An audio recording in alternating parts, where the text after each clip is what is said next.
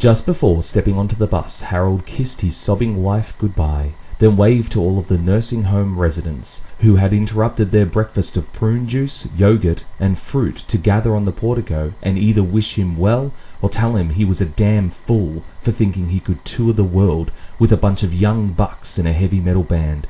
He whispered in her ear, "Now don't forget to make the monthly rent payments for this place.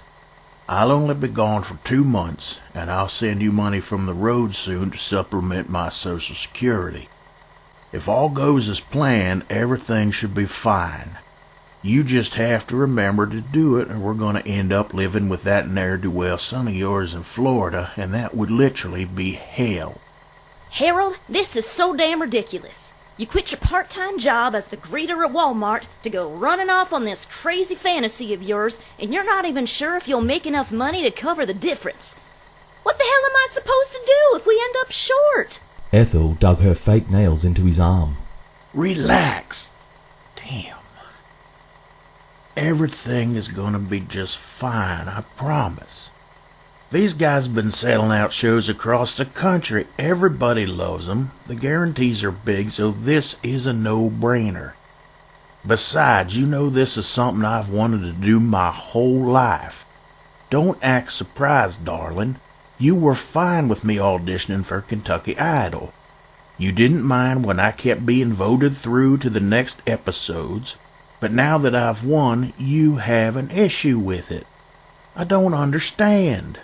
We have talked about this for years, and now that I've retired, it seems the stars have aligned. This is my chance to experience being on the road in a heavy metal band, and it's only for 2 months.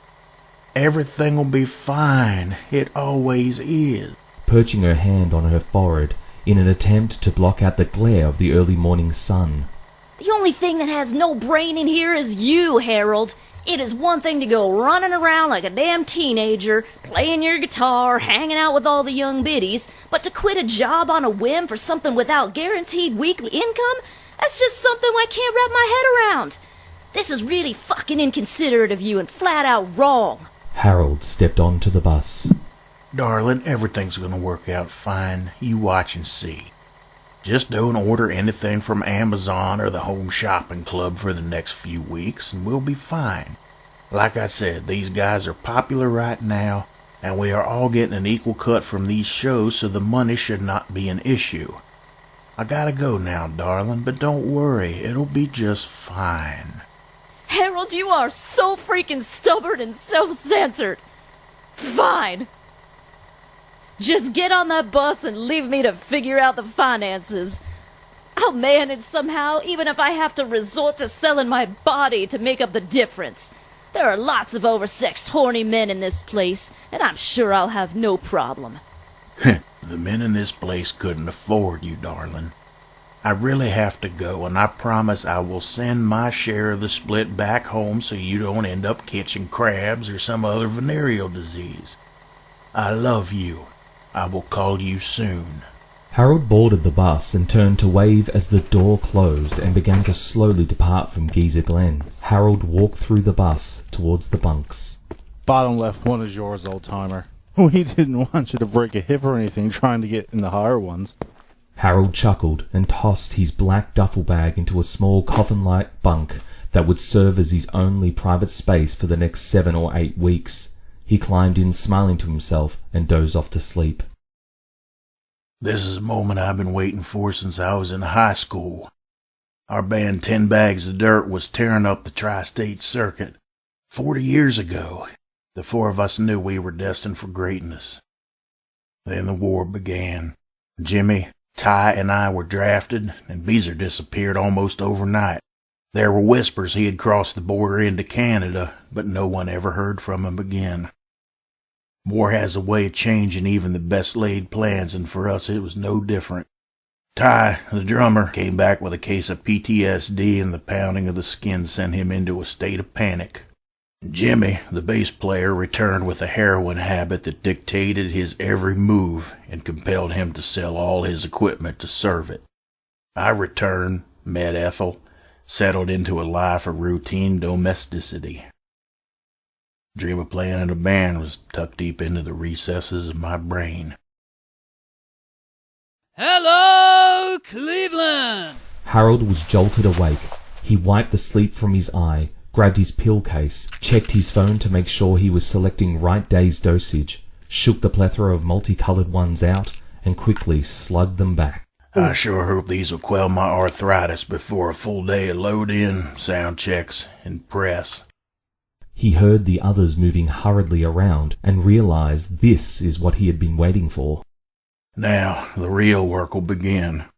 Black Death is popular enough to sell out smaller venues, but not quite wealthy enough to hire a road crew. That is much to the dismay of my back and my hips. Harold didn't think it was ever going to end.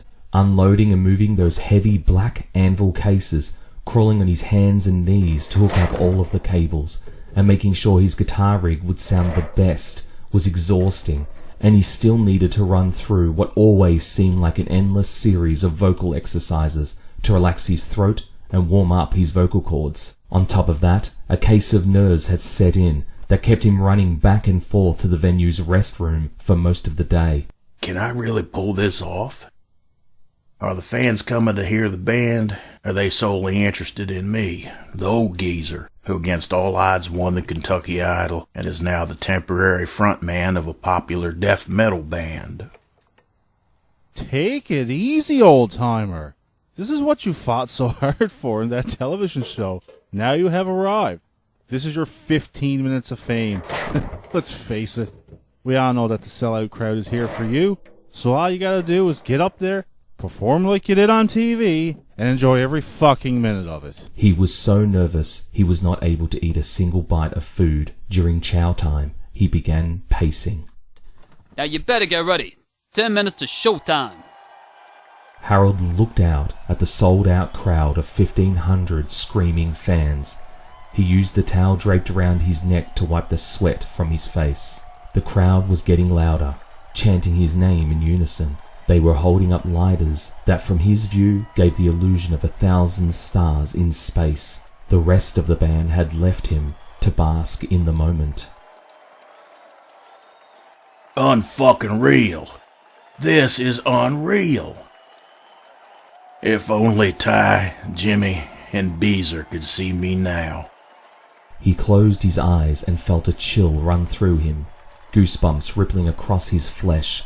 He had waited for, worked for all of his life for this moment. This is amazing. They can't get enough of us. He looked across to the backstage area and caught a sight of Riley, a beer in his hand and a cigarette dangling from his lips. Riley finished his beer and tossed the empty bottle on the stage floor. Harold took his spot center stage and waved his hand, motioning for the crowd to settle down. You could almost hear a pin drop. He stepped up to the mic, ran his frail hands through his balding white hair, and surveyed the crowd. You have arrived. You made it, brother. Now let's get out there and finish the night with one more song. I just want to thank all you fuckers for making the dream of a kid from Long Island a reality. Thank you for voting me through night after night. You have no idea how much this means to me. If only my wife and all those old farts at Geezer Glen could see me now.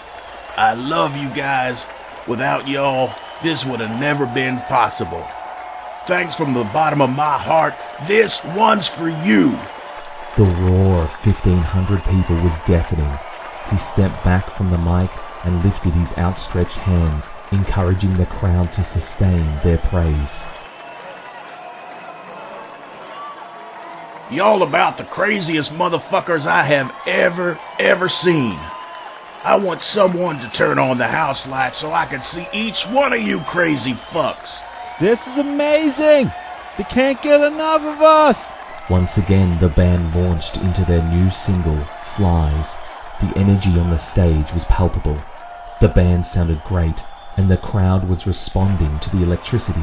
It was as if an electrical current had shot through the crowd and captivated everyone in the building. The song ended.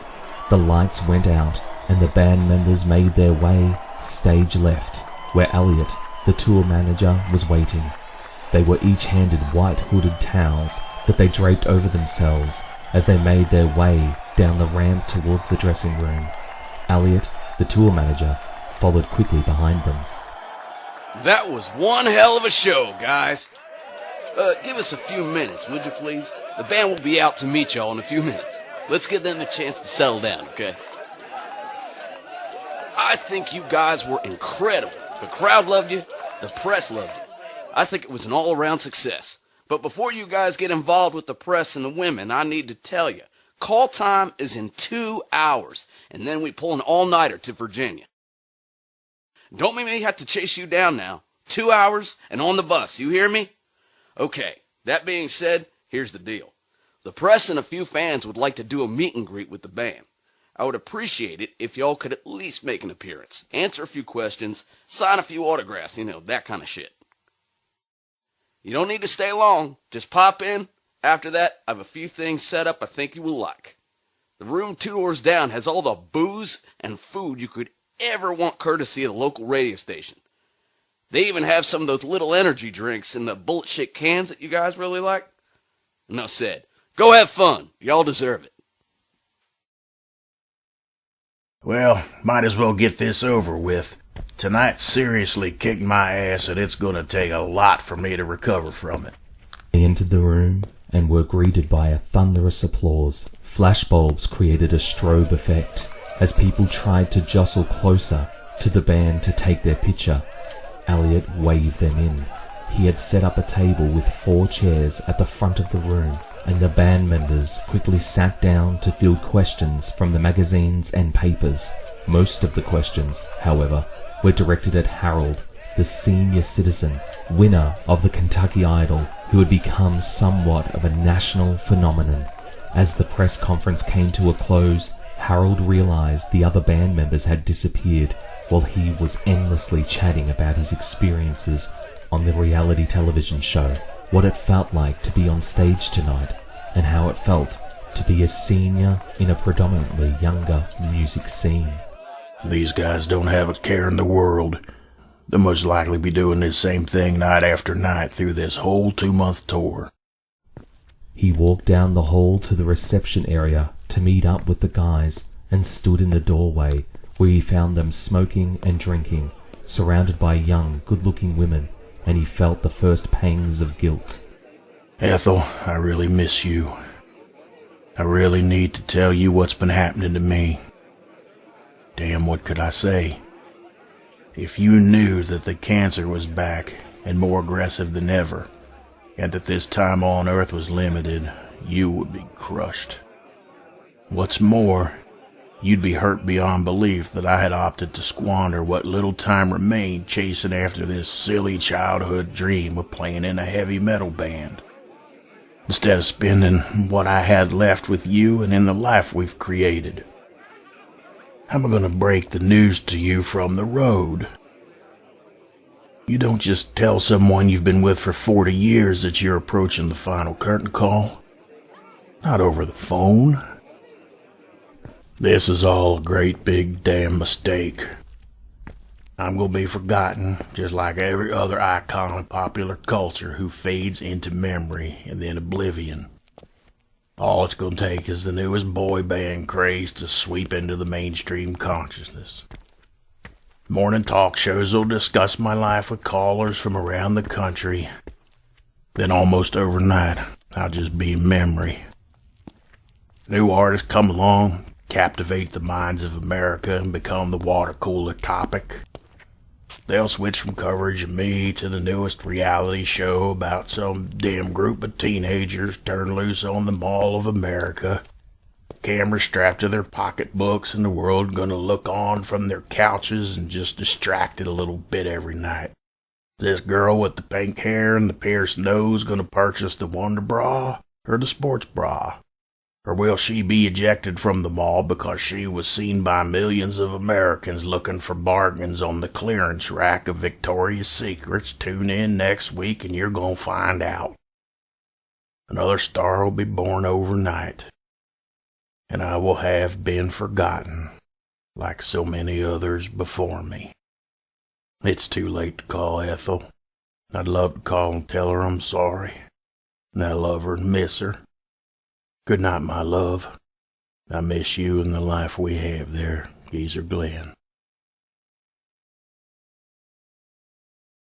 Hello out there! Yes, hello out there, everyone. I'm Hal Schwartz. And I'm Flynn McLean. Together we host None But the Brave, a podcast dedicated to the music and career of Bruce Springsteen. Bruce and E Street Band are on tour right now for the first time in 6 years, and we're taking a detailed look at what's happening on stage in our bi-weekly episodes. We've also been recently joined by some very exciting guests, including rock journalist Warren Zanes and Stephen Hayden, Backstreet's Magazine founder Charles Cross, and Barstool's Kirk Minahan.